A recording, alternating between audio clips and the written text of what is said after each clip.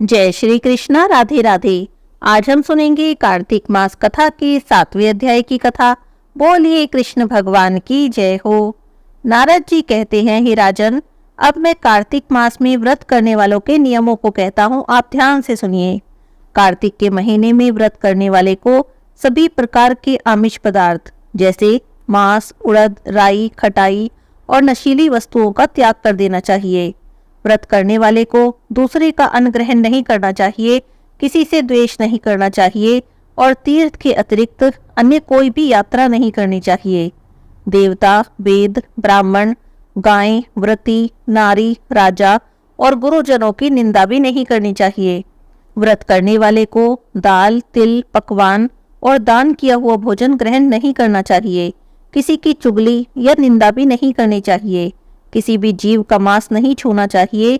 पान, कत्था, चूना, नींबू, मसूर, बासी और झूठे अन्न का प्रयोग भी नहीं करना चाहिए। गाय, बकरी और भैंस के अलावा अन्य किसी पशु के दूध का सेवन नहीं करना चाहिए।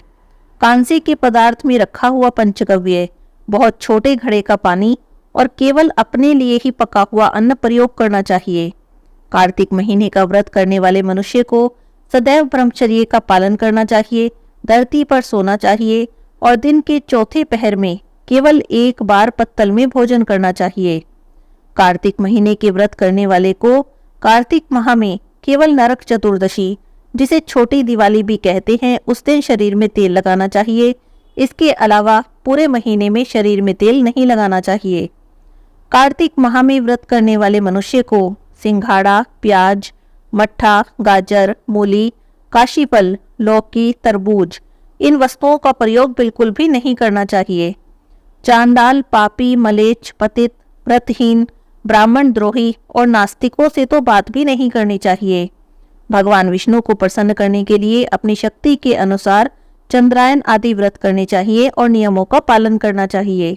व्रत करने वाले को प्रतिपदा को कुम्हड़ा, द्वितीया को कटहल, तृतीया को तरुणी स्त्री, चतुर्थी को मूली, पंचमी को बेल, षष्ठी को तरबूज, सप्तमी को आंवला, अष्टमी को नारियल, नवमी को मूली, दशमी को लौकी, एकादशी को परवल, द्वादशी को बेर, त्रयोदशी को मट्ठा, चतुर्दशी को गाजर और पूर्णिमा को शाक का प्रयोग नहीं करना चाहिए।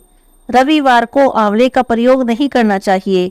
कार्तिक महीने में व्रत करने वाला मनुष्य यदि इनमें से किसी भी शाक का सेवन करना चाहे तो पहले ब्राह्मण को दान करे और फिर स्वयं ग्रहण करे। देवोत्थानी एकादशी आने पर विधि अनुसार नृत्य, जागरण, गायन, वादन आदि करें और इसका व्रत विधि पूर्वक करने वाले मनुष्य को देखकर यमदूत ऐसे भाग जाते हैं जैसे सिंह की गर्जना से हाथी भाग जाते हैं। कार्तिक महीने का व्रत सभी व्रतों में श्रेष्ठ है। इसके अतिरिक्त जितने भी व्रत या यज्ञ हैं वह 1000 की संख्या में किए जाने पर भी इसकी तुलना नहीं कर सकते, क्योंकि यज्ञ करने वाले मनुष्य को सीधा वैकुंठ की प्राप्ति होती है। जिस प्रकार राजा की रक्षा उसके अंगरक्षक करते हैं, उसी प्रकार कार्तिक माह का व्रत करने वाले की रक्षा भगवान विष्णु की आज्ञा से इंद्रादि देवता करते हैं। व्रत करने वाला मनुष्य जहाँ कहीं भी रह ले वहीं पर उसकी पूजा होती है, उसका यश फैलता है। उसके निवास स्थान पर भूत, पिशाच आदि कोई भी नहीं रह पाते। विधि पूर्वक कार्तिक माह का व्रत करने वाले मनुष्य के पुण्यों का वर्णन करने में तो स्वयं ब्रह्मा जी भी असमर्थ हैं। कार्तिक का यह व्रत सभी पापों को नष्ट करने वाला, पुत्र पौत्र प्रदान करने वाला और धन धान्य की वृद्धि करने वाला है। बोलिए लक्ष्मी नारायण भगवान की जय हो। यहाँ पर कार्तिक मास कथा के 7वें अध्याय की कथा समाप्त होती है। अब सुनते हैं कार्तिक स्नान की कहानी। बोलिए पवन सुत हनुमान की जय हो। जय श्री राम, जय श्री राम, जय श्री राम। एक समय की बात है, नैमिषारण्य तीर्थ में 80,000 मुनि एकत्रित होकर पुराणों के ज्ञाता श्री सूत जी महाराज से पूछने लगे, हे महामुने, आपने हमें अनेक पुराणों की कथाएं सुनाई हैं। अब आप कृपा करके हमें कोई ऐसी व्रत और कथा बताएं जिसे करने से संतान की प्राप्ति हो और मनुष्य के रोग, शोक, सभी दुख, सभी भय दूर हो जाएं, क्योंकि कलयुग में सभी जीवों की आयु बहुत कम है। फिर इस पर उन्हें रोग चिंता के कष्ट लगे रहते हैं। फिर श्री हरि के चरणों में वे अपना ध्यान कैसे लगा सकेंगे। तब श्री सूत जी महाराज बोले, हे मुनियों, आपने लोक कल्याण के लिए बहुत ही उत्तम बात पूछी है। एक समय युधिष्ठिर ने भगवान कृष्ण से लोक कल्याण के लिए यही प्रश्न किया था। तब भगवान कृष्ण और युधिष्ठिर के बीच जो वार्तालाप हुआ वही मैं तुमसे कहता हूँ, तुम ध्यान लगाकर सुनो। एक समय पांडवों की सभा में श्री कृष्ण जी बैठे थे। तब युधिष्ठिर महाराज ने भगवान श्री कृष्ण से पूछा, हे प्रभु, हे नंदनंदन, हे गोविंद, आपने मुझे अनेकों कथाएं सुनाई हैं। आज आप कृपा करके कोई ऐसा व्रत या कथा सुनाएं जिससे मनुष्य के सभी रोग और चिंताएं और भय समाप्त हो जाएं और उसे संतान की प्राप्ति हो। हे प्रभु, बिना पुत्र के जीवन व्यर्थ है। पुत्र के बिना मनुष्य नरकगामी होता है। पुत्र के बिना मनुष्य पितृ ऋण से छुटकारा नहीं पा सकता और ना ही उसका नरक से उद्धार हो सकता है। इसीलिए हे प्रभु, पुत्रदायक कोई व्रत बताएं। इस पर भगवान कृष्ण ने कहा, हे राजन, मैं तुमसे एक प्राचीन इतिहास सुनाता हूँ, आप ध्यान से सुनो। कुंडलपुर नाम का एक नगर था। उसमें नंदा नाम का एक ब्राह्मण रहता था। भगवान की कृपा से उसके पास सब कुछ था, फिर भी वह बहुत दुखी था और उसका कारण था कि उसके कोई संतान नहीं थी।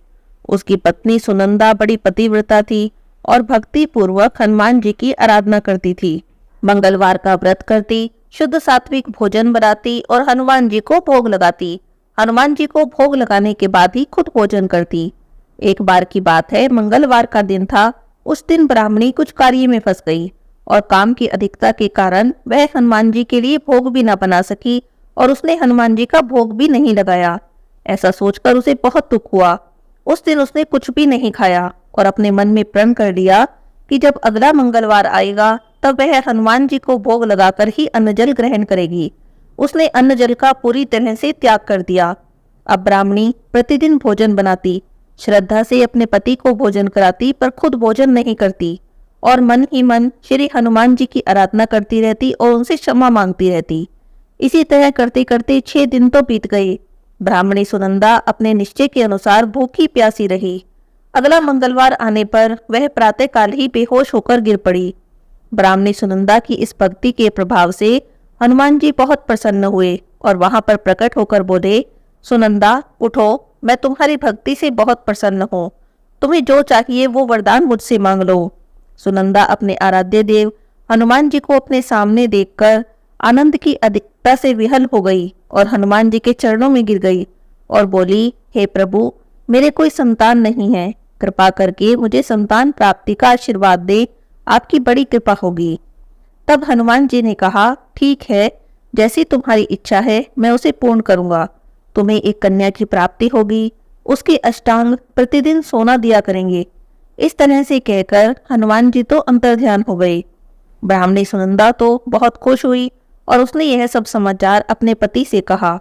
ब्राह्मण देव कन्या का वरदान सुनकर कुछ दुखी हुए, क्योंकि उन्हें तो पुत्र की इच्छा थी, पर सोना मिलने वाली बात सुनकर वे प्रसन्न हो गए।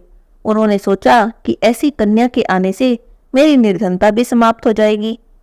हनुमान जी की कृपा से ब्राह्मणी गर्भवती हुई और उसे एक बहुत सुंदर पुत्री की प्राप्ति हुई। वह बच्ची अपने पिता के घर में उसी तरह से बढ़ने लगी जैसे शुक्ल पक्ष का चंद्रमा बढ़ता है। 10वें दिन ब्राह्मण ने उस बालिका का नामकरण संस्कार किया। कुल पुरोहित ने उसका नाम रत्नावली रखा, क्योंकि वह कन्या सोना प्रदान किया करती थी। इस कन्या ने पूर्व जन्म में बड़े ही विधान से मंगलदेव का व्रत किया था। रत्नावली का अष्टांग बहुत सा सोना देता था। उस सोने से नंदा ब्राह्मण बहुत ही धनवान हो गए। अब ब्राह्मणी भी बहुत अभिमान करने लगी। समय बीतता रहा। रत्नावली अब 10 साल की हो चुकी थी। एक दिन जब नंदा ब्राह्मण बड़े प्रसन्न मन में थे, तब सुनंदा ने अपने पति से कहा कि हमारी पुत्री रत्नावली अब विवाह के योग्य हो गई है, अतः आप कोई सुंदर और योग्य वर देखकर इसका विवाह कर दें।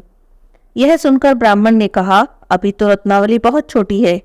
तब ब्राह्मणी ने कहा, शास्त्रों की आज्ञा है कि कन्या 8वें वर्ष में गौरी, 9वें में रोहिणी और 10वें वर्ष में कन्या रजस्वला हो जाती है।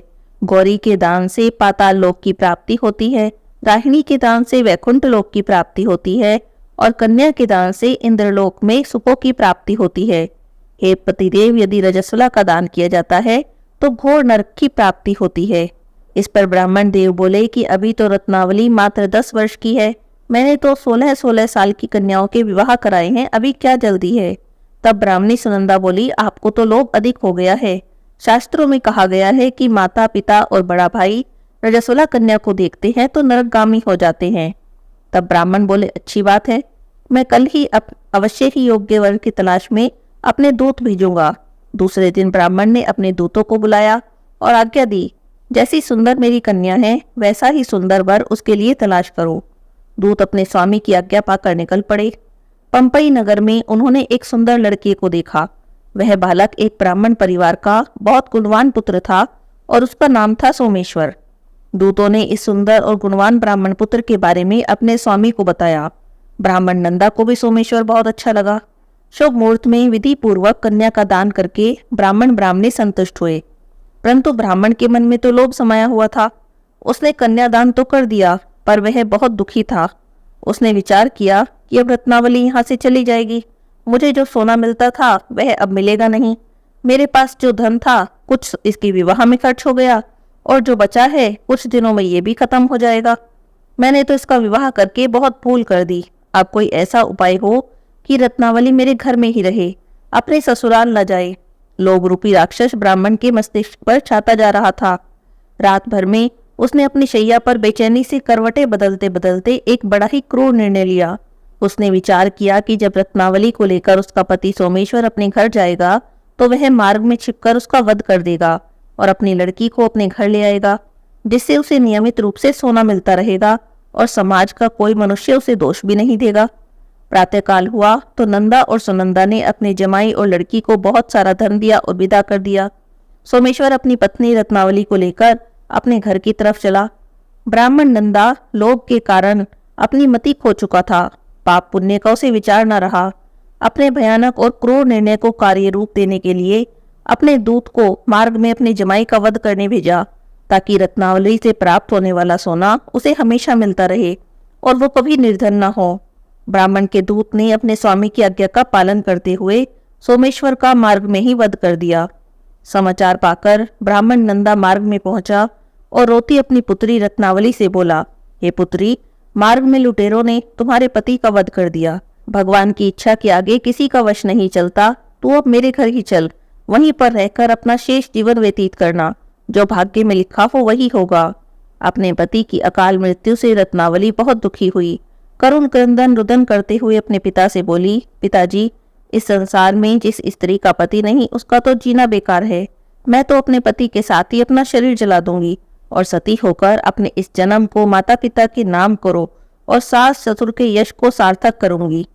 ब्राह्मण नंदा अपनी पुत्री रत्नावली के वचनों को सुनकर बहुत दुखी हुआ और विचार करने लगा कि मैंने तो व्यर्थ ही जमाई वध का पाप अपने सिर ले लिया। रत्नावली तो उसके पीछे अपने प्राण तक देने को तैयार है। मेरा तो दोनों तरफ से मरण हो गया। धन तो मिलेगा नहीं, जमाई वध के पाप के फलस्वरूप यम यातना भी भुगतनी पड़ेगी। यह सोचकर बहुत दुखी हुआ। सोमेश्वर की चिता बनाई गई। रत्नावली सती होने की इच्छा से अपने पति का सिर अपनी गोद में रखकर चिता में बैठ गई। जैसे ही सोमेश्वर की चिता को अग्नि लगाई, वैसे ही वहां पर मंगल देव प्रकट हुए और बोले, हे रत्नावली, मैं तेरी पति भक्ति से प्रसन्न हूँ, तो मुझसे वर मांग ले।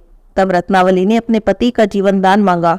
तब मंगल देव बोले, रत्नावली, तेरा पति अजर अमर है, यह महाविद्वान होगा, और इसके अतिरिक्त तेरी और भी कोई इच्छा हो तो मुझसे मांग ले।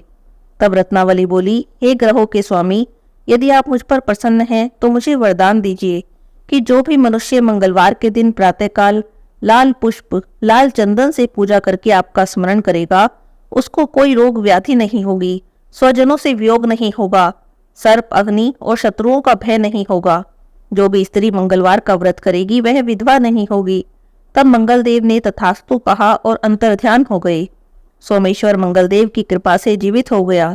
रत्नावली अपने पति को पुनः प्राप्त करके बहुत प्रसन्न हुई और मंगलदेव का व्रत करके प्रत्येक मंगलवार को व्रतराज मंगलदेव की कृपा से इस लोक में सभी सुखों को भोगकर अंत में अपने पति के साथ स्वर्ग को गई।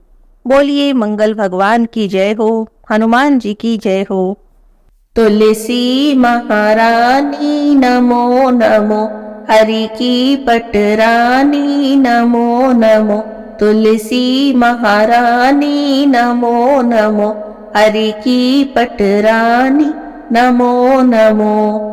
धन तुलसी पूर्ण तप कीनो, शालिग्राम बनी पटरानी नमो नमो तुलसी महारानी, नमो नमो हरि की पटरानी, नमो नमो जाके पत्र मंजरी कोमल, श्रीपति कमल चरण लपटानी, नमो नमो तुलसी महारानी, नमो नमो हरि की पटरानी, नमो नमो कौन से महीने में बोई रानी तुलसा, कौन से महीने में हुई हरियाली, नमो नमो तुलसी महारानी, नमो नमो हरि की पटरानी, नमो नमो कौन से महीने में हुई तेरी पूजा,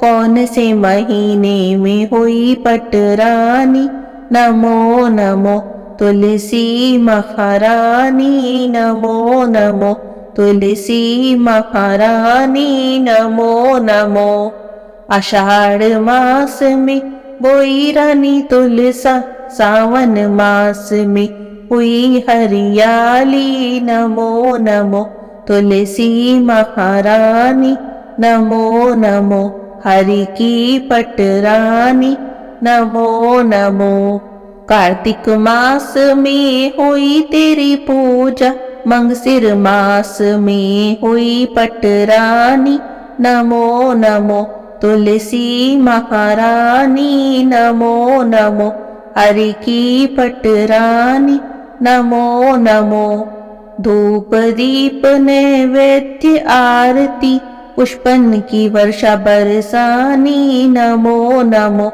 तुलसी महारानी, नमो नमो तुलसी महारानी, नमो नमो 56 भोग 3600 व्यंजन, बिन तुलसी हरि एक न मानी, नमो नमो तुलसी महारानी, नमो नमो हरि की पटरानी, नमो नमो जो कोई तुलसी जी को सवेरे गाए, श्री कृष्ण के दर्शन पाए, नमो नमो तुलसी महारानी, नमो नमो हरि की पटरानी, नमो नमो जो कोई तुलसी जी को दोपहर को गाए, खीर खांड के भोग लगाए, नमो नमो तुलसी महारानी, नमो नमो हरि की पटरानी, नमो नमो जो कोई तुलसी जी को सांझ को गाए, श्री कृष्ण जी की आरती उतारे, नमो नमो तुलसी महारानी, नमो नमो हरि की पटरानी, नमो नमो जो कोई तुलसी जी को रात को गाए, श्री कृष्ण के चरण दबाए, नमो नमो तुलसी महारानी, नमो नमो हरि की पटरानी, नमो नमो सभी सखी मैया तेरो यश गावे, भक्ति दान दीजो महारानी, नमो नमो तुलसी महारानी, नमो नमो तुलसी महारानी, नमो नमो हरि की पटरानी, नमो नमो तुलसी महारानी, नमो नमो। बोली तुलसी माता की जय हो।